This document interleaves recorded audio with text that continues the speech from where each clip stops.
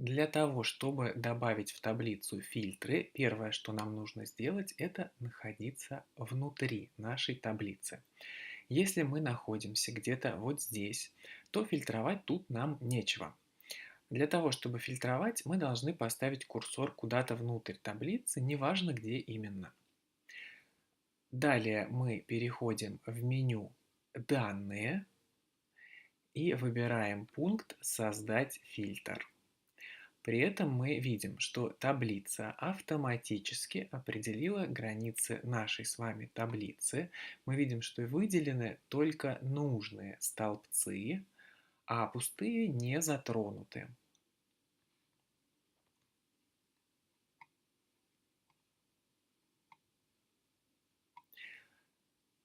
Вот она выделена у нас. Далее, в заголовках таблицы появились вот такие вот значки фильтрации. Если мы на такой значок нажмем, то что мы там с вами увидим? Давайте посмотрим. Ну, во-первых, мы видим с вами сортировку по возрастанию и убыванию в рамках выбранного столбца.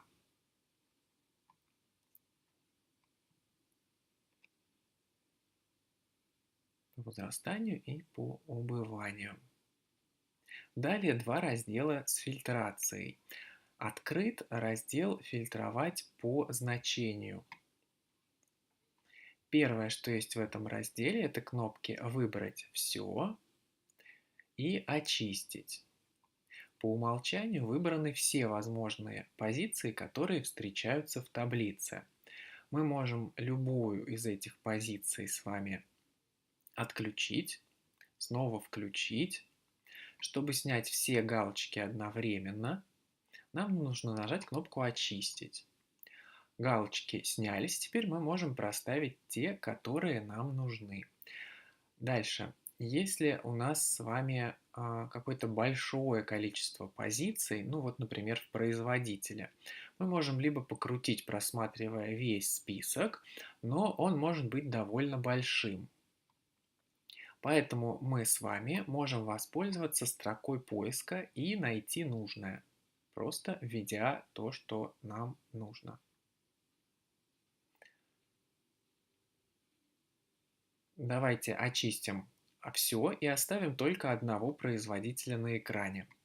Готово, у нас остался один производитель, при этом обращаю внимание, что остальные никуда не делись. Они у нас просто скрыты. И если мы с вами посмотрим на нумерацию строк, то мы увидим, что после первой строки идет третья. Значит, во второй строке находится производитель, который под нашу выборку не подошел, и, соответственно, нам его скрыли.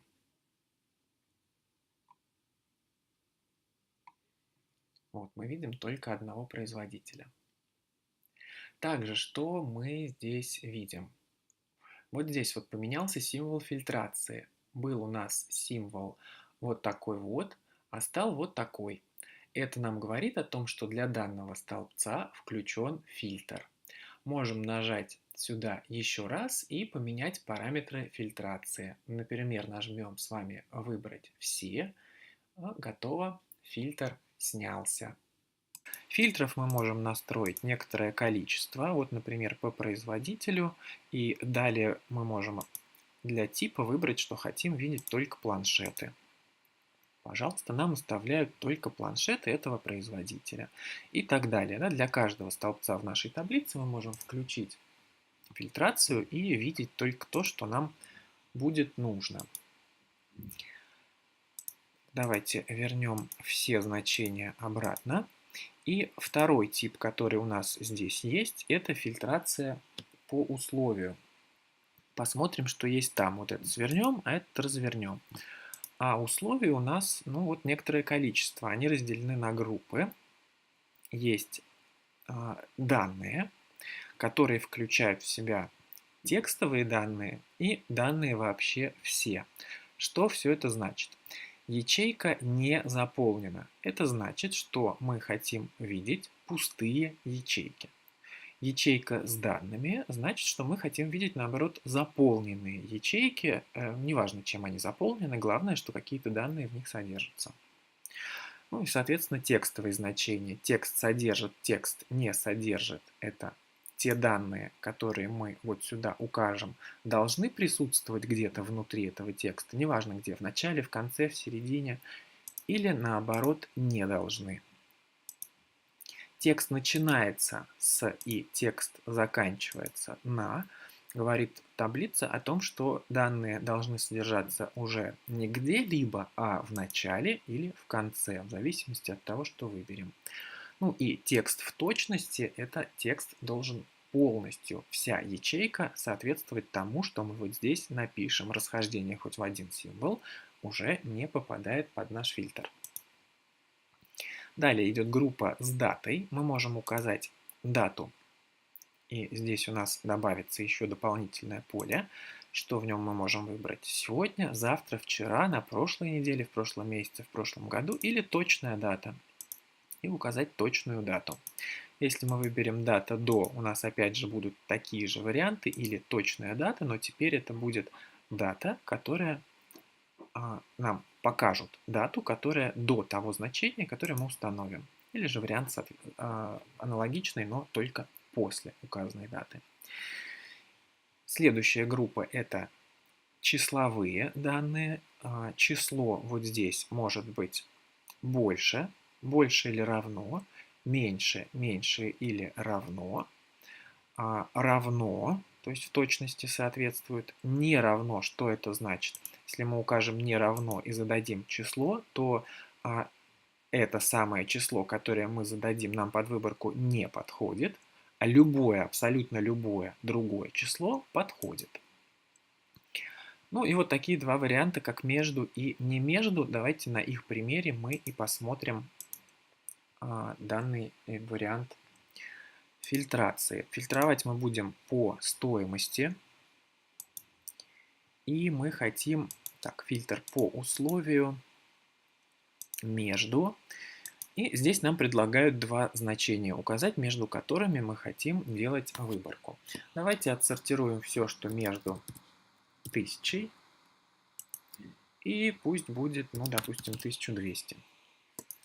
Нажимаем ОК и видим, что у нас входит все, что в тех пределах, которые мы указали. При этом обратите внимание, что если мы укажем, ну вот мы задали 1000 и 1200, то если фильтр натолкнется на значения, которые ровно соответствуют 1000 и 1200, они сюда войдут, и мы их тоже увидим. То есть между значит включительно.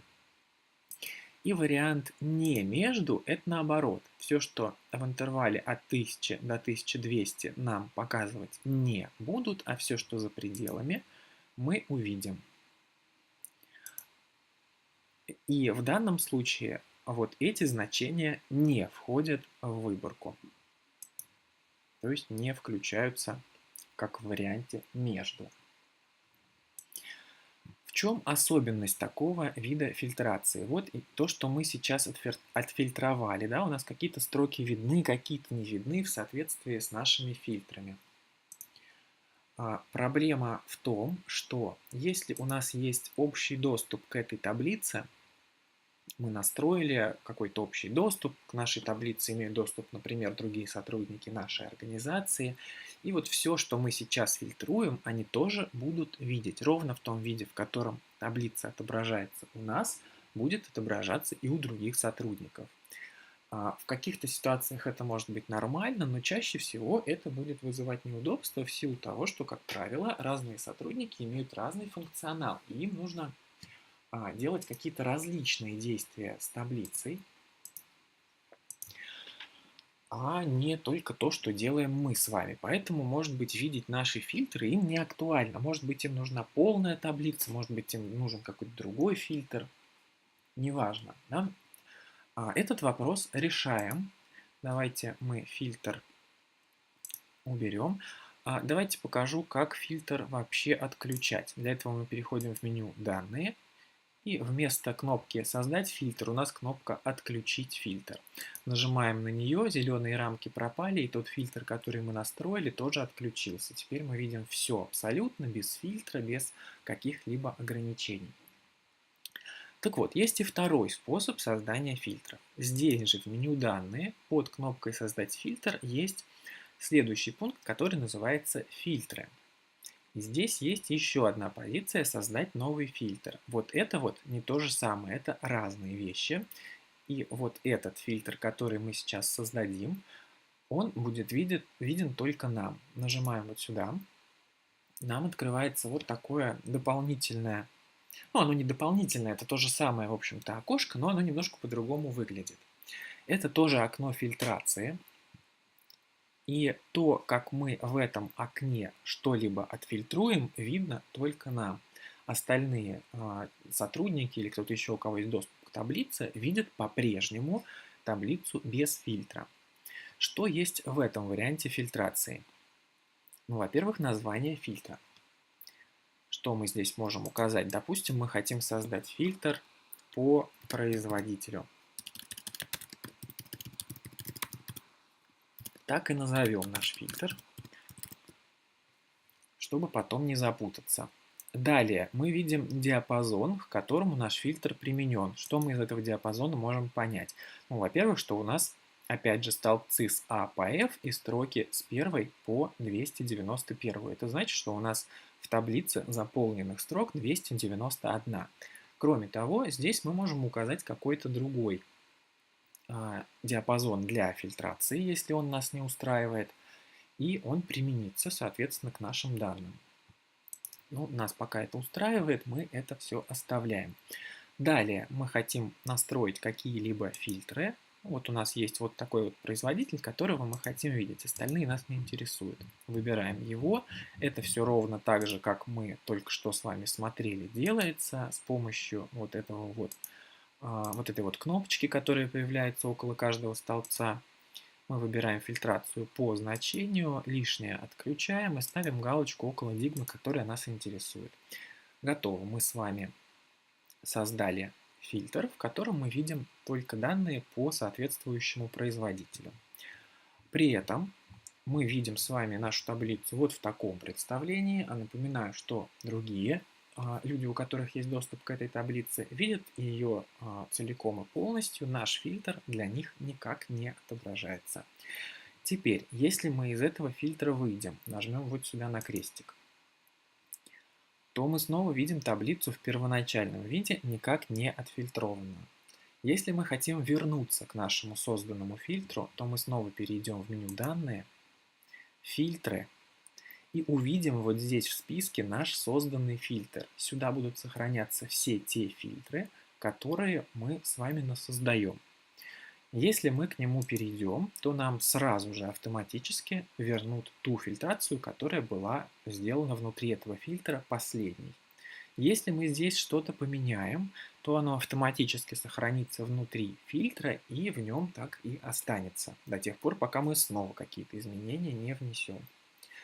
Какие можно делать действия с фильтром? Вот здесь вот есть вот такое вот колесико.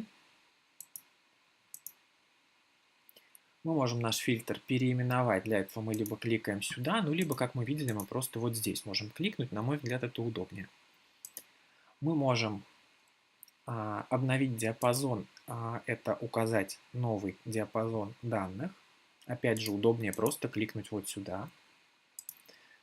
Мы можем создать копию этого фильтра, сейчас это покажу, и мы можем фильтр удалить, если он нам больше не нужен. Кнопка «Подробнее» всего лишь откроет окно справки. Давайте создадим копию фильтра. Мы увидим, что в названии нам осталось то же самое название, но в конце добавилась копия. Теперь, если мы закроем фильтр, то данные фильтры мы видим первоначальный фильтр и его копию. Открыть мы можем любой, их каким-то образом поменять. Например, здесь теперь мы хотим, чтобы был какой-то другой производитель, не Digma, а пусть вот будет Fly, например. И, соответственно, поменять название. Готово. У нас есть новый фильтр. Мы создавали его не с нуля, а на основании нашего первого фильтра. Таким образом, немножко сэкономили себе время. Если какие-то настройки одинаковые для всех фильтров, нам не нужно их таким образом настраивать каждый раз. Мы ее настроили один раз, а во второй фильтр она просто скопировалась. И теперь у нас есть два разных фильтра по двум разным производителям. Если какой-то из них нам не нужен, мы в него заходим и выбираем на колесике просто «Удалить». Готово, фильтр удален, и в наших фильтрах мы теперь видим только один фильтр, созданный первоначально. Далее, если мы первым вариантом сделаем какой-то фильтр, вот так вот нажмем «Создать фильтр», что-то тут нафильтруем, допустим, вот так, аксессуары всех производителей хотим оставить, а теперь перейдем в меню «Данные», «Фильтры», то мы можем, здесь мы видим, во-первых, новую кнопку, раньше ее не было.